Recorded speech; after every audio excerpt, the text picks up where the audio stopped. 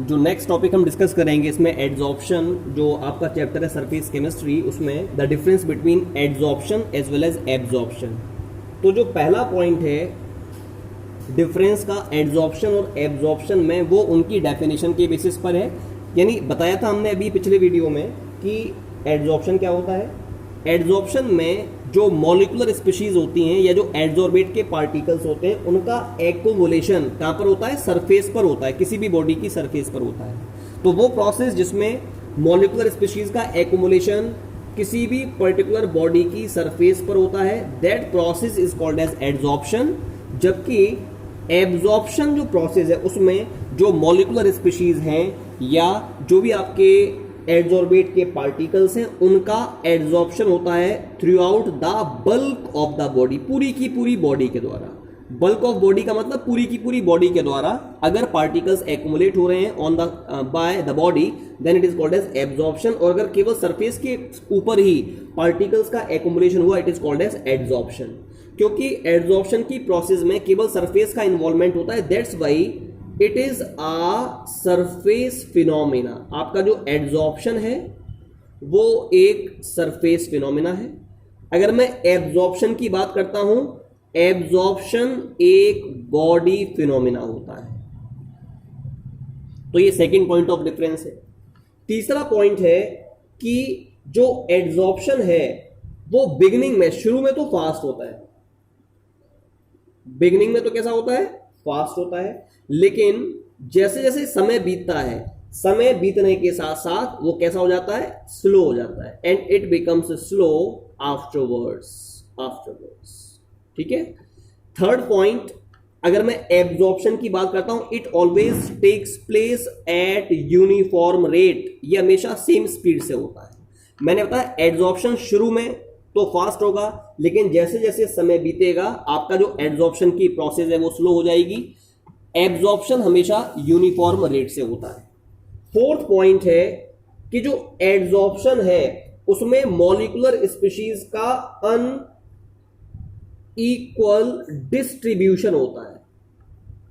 In the process of adsorption, always the unequal distribution of molecular species takes place। जबकि absorption की process में जो आपकी molecular species होती हैं उनका इक्वल डिस्ट्रीब्यूशन होता है। ठीक है। So this is about the difference between absorption as well as adsorption. अब यहां पर हम लोग बात करेंगे एडजॉर्प्शन के टाइप की। जो एडजॉर्प्शन होते हैं वो दो टाइप के होते हैं, उनमें से एक कहलाता है physical adsorption or it is also called as physisorption. The second type of adsorption is chemical adsorption or it is also called as chemisorption. तो मैंने बताया एड्जॉर्प्शन दो प्रकार का होता है। पहला कहलाएगा physical adsorption and the second one is called as chemical adsorption. Question यहां पर यह है सबसे पहले कि फिजिकल एड्जॉर्प्शन क्या होता है। अगर सपोज जब भी एड्जॉर्प्शन की प्रोसेस हो रही है, जैसे एड्जॉर्प्शन में होता क्या है, ये आपका मॉलिक्यूलर स्पीशीज है, इसकी सरफेस पर आपके जो मॉलिक्यूलर स्पीशीज हैं उनका एक्युमुलेशन हो, it is called as adsorption. और जब ये मॉलिक्यूलर स्पीशीज बॉडी की सरफेस के द्वारा अटैच है with the help of weak force, इनके बीच में जो फोर्स ऑफ इंटरेक्शन है अगर वो आपका वीक है, वीक फोर्स है, मींस अगर मॉलिक्यूलर स्पीशीज अटैच है with the help of van der Waals force of interaction, then such type of adsorption is called as physical adsorption और फिजिजॉर्प्शन। वही होता है फिजिकल एड्जॉर्प्शन क्या है या फिजिजॉर्प्शन क्या है। If the force of interaction between adsorbate and adsorbent particles is weak, that is van der Waals force of interaction, then it is called as physical adsorption और physisorption। और chemical adsorption क्या होता है? जैसे सपोज ये आपका कोई भी पर्टिकुलर बॉडी है, इसकी सरफेस पर एक्युमुलेशन हुआ किसका? मॉलिक्यूलर स्पीशीज का। ठीक है।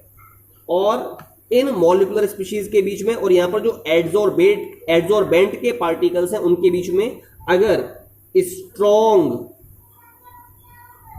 केमिकल बॉन्ड बनता है, क्या बनता है, स्ट्रॉन्ग केमिकल बॉन्ड बनता है, then such type of adsorption is called as chemical adsorption, इसको हम लोग केमिकल एड्सॉर्प्शन कहते हैं। तो मैंने बताया what is physical adsorption as well as what you mean by chemical adsorption.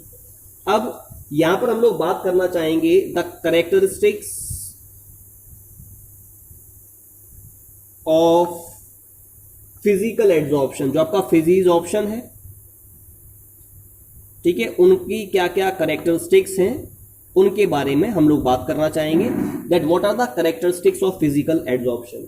तो पहली कैरेक्टरिस्टिक होती है फिजिकल एड्सॉर्प्शन की, वो होती है लैक ऑफ स्पेसिफिसिटी।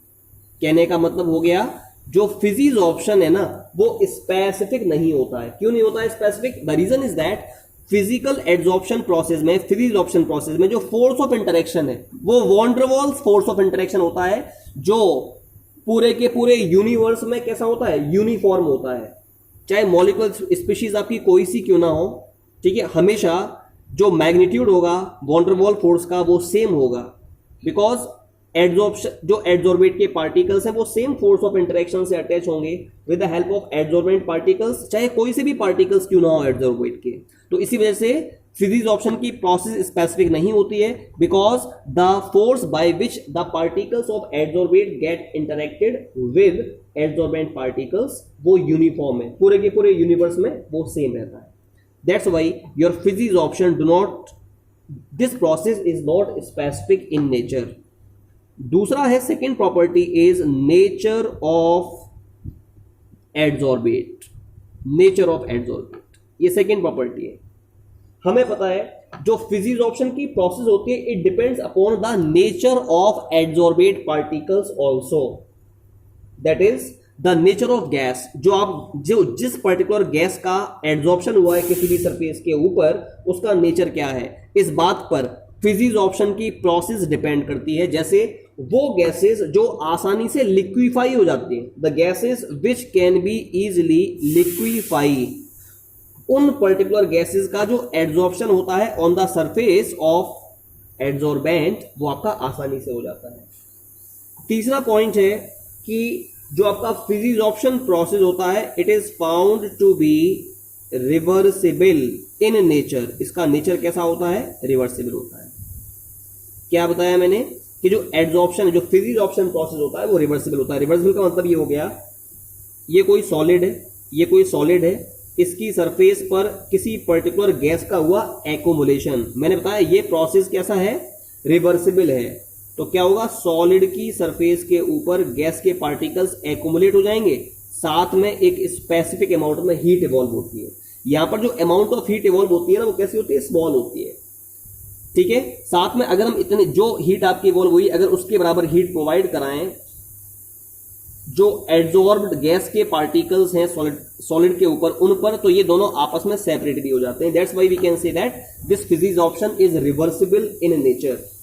अगर हम यहां पर सपोज टेम्परेचर बढ़ाएंगे तो टेम्परेचर बढ़ाने पर फिजिक्स ऑप्शन घटता है। क्यों? According to Le Chatelier's principal,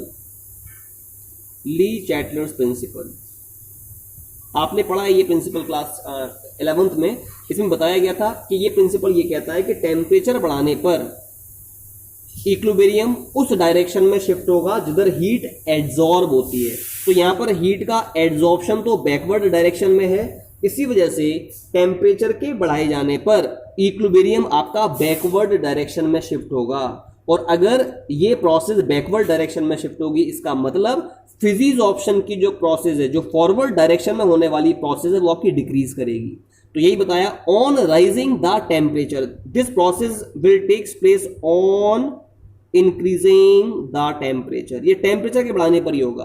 तो टेम्परेचर के बढ़ाए जाने पर इक्विलिब्रियम आपका बैकवर्ड डायरेक्शन में शिफ्ट होगा, यानी जो फिजिक्स ऑप्शन की प्रोसेस है वो आपकी डिक्रीज करती है, ठीक है। इसके बाद ये मैंने अभी 3 प्रॉपर्टीज बताई, lack of specificity, nature of adsorbate and reversible nature.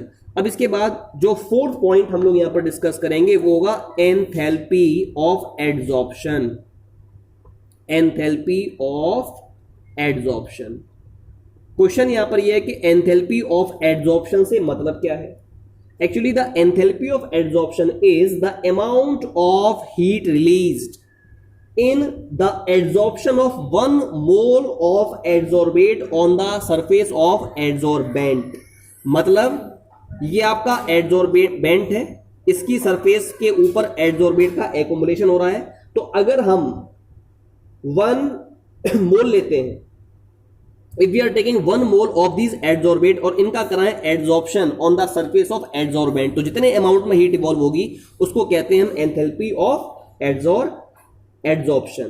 क्योंकि फिजिजॉर्प्शन की प्रोसेस में स्मॉल अमाउंट में हीट इवॉल्व होती है, इससे हमें ये पता लगता है कि जो एंथैल्पी ऑफ adsorption की जो वैल्यू होगी, जो अमाउंट ऑफ हीट आपकी रिलीज होगी वो बहुत कम होगी.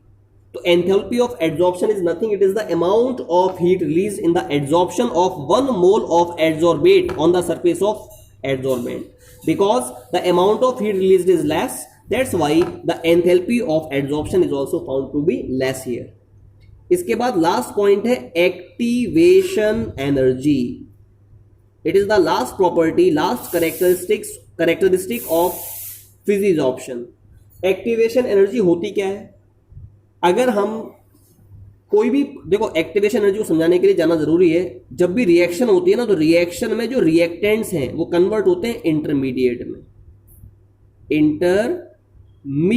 में, और ये जो इंटरमीडिएट बना है उसके बाद ये कन्वर्ट होता है किसमें? प्रोडक्ट में.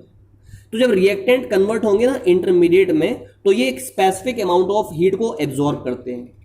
उस अमाउंट ऑफ हीट एब्जॉर्ब्ड को ही एक्टिवेशन एनर्जी कहा जाता है. अब क्योंकि यहां पर कोई केमिकल बॉन्ड तो बना नहीं, फिजिजॉर्प्शन की प्रोसेस में केवल weak van der Waals force है, इसमें कोई भी केमिकल बॉन्ड नहीं बन रहा, तो इस वजह से जो अमाउंट ऑफ हीट एब्जॉर्ब्ड होगी रिएक्टेंट के द्वारा, या तो वो लेस होगी या उसकी वैल्यू जीरो होती है. Because it is the amount of heat absorbed in the conversion of reactant into intermediate. तो यही बताया, because the process of physisorption takes place by the weak van der Waals force of interaction. No chemical bond is formed here.